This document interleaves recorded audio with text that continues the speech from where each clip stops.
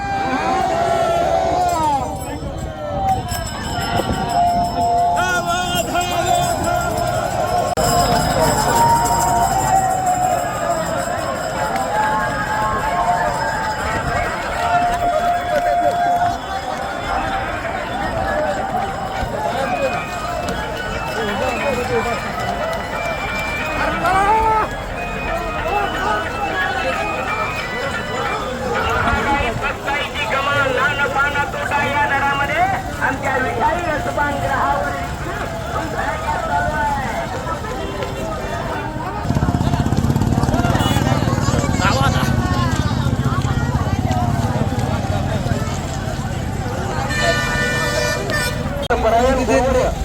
बाबा तकवे या ठिकाणी हा जो धावा आहे कशासाठी का निर्माण झाला त्याचं महत्व या ठिकाणी आपल्याला बाबा प्रतिपादन करत आहेत.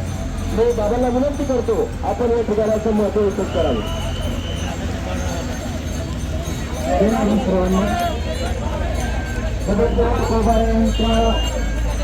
हा धावा प्रकरणातला जो अभंग आहे ही जी भूमिका आहे ही भूमिका आपण अशी समजून घ्या. साधना करत असताना साधकाची उत्कंठा पराकाष्ठेला पोहोचणं त्या संबंधाने एक आरती आहे. एक आरती अशी आहे श्रीराम प्रभूंची. उत्कट साधोनी शिळा सेतू बांधोनी लिंग देह लंका पुरविध्वंसोनी काम क्रोधाधिक राक्षस वर्धवणी शिवा हा पार्वल आनंद येतो. तो उत्कटता ज्याला म्हणतात काय मी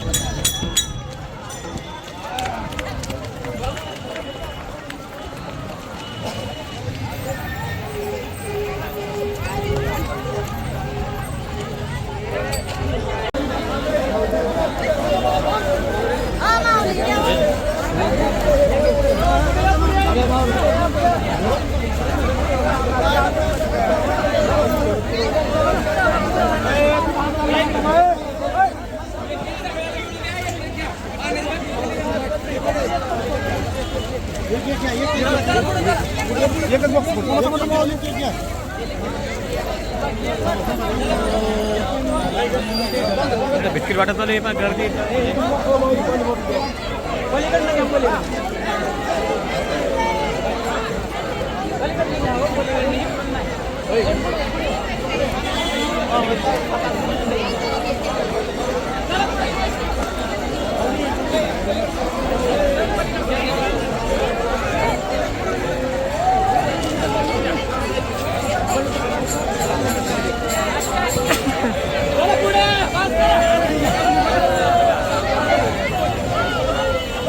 या ठिकाणी बिस्किट वाटप आणि पाणी वाटप चालू आहे.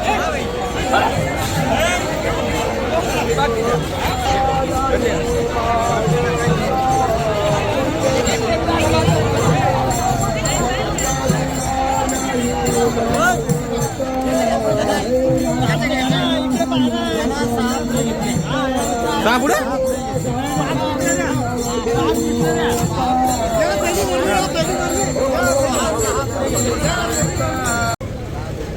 बेसन भाकरी पोळी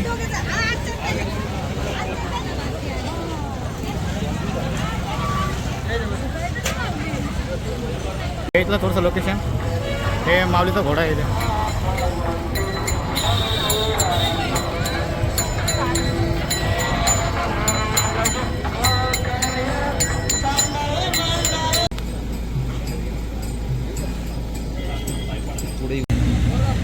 दिंडेवाले जे आहेत, 1 किलोमीटर चालतात नंतर आराम फिराच्या वाटतमध्ये हे बघा त्या ठिकाणी चाय फळाचं वाटप असतं. म्हणजे वारकऱ्यांना इथं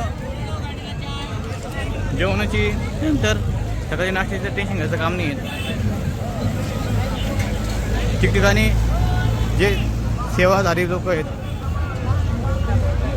सामाजिक लोक आहेत, ते मदत करत असतात वारकऱ्यांना.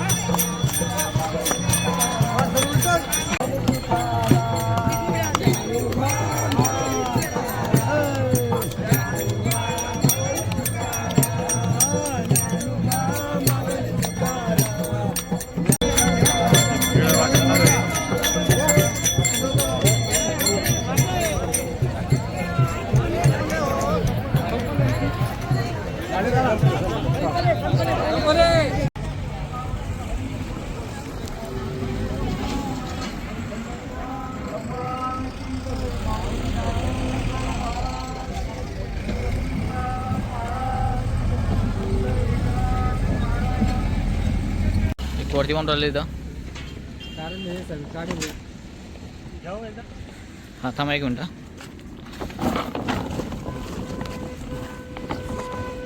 घ्या पडते जातो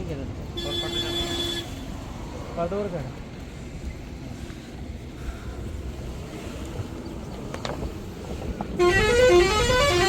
रामकृष्ण हरी मित्रांनो, तर आज मी महाशिरतमध्ये आलेलो आहे कारण की आज माऊलींचा मुक्काम देव आहे महाशिरतमध्ये आहे आणि दिंड्या आहे त्या ठिकाणी महाशिरतमध्ये तुम्हाला मी दाखवतोय.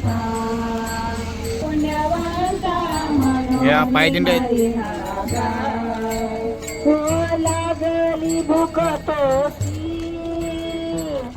या ठिकाणी वारकऱ्यांसाठी काही ठिकाणी मोफतमध्ये चाय व बिस्किट वाटप देखील चालू आहेत. तरी सेवेकरी आहेत. तर मला सांगा, आपण ही सेवा किती वर्षापासून देत आहे? कोण हे होय? हां, हे आम्हाला आता 13वं वर्ष आहे. 13 वर्ष आहेत. हा, तर आपली इथं दरवर्षी आहे या रूटमध्येच असते का समोर? पुण्यापासून आलोय वाटेत आम्ही. पुण्यापासून हा, चहा आणि चहा, बिस्किट आणि हे बिस्लरी बिस्लरीचं पाणी ब्लॅक टी. हा, हो ना. ते बघा इथं वाचन ठेवले. घ्या चहा पण घ्या, बिस्किट घ्या. घ्या, घ्या.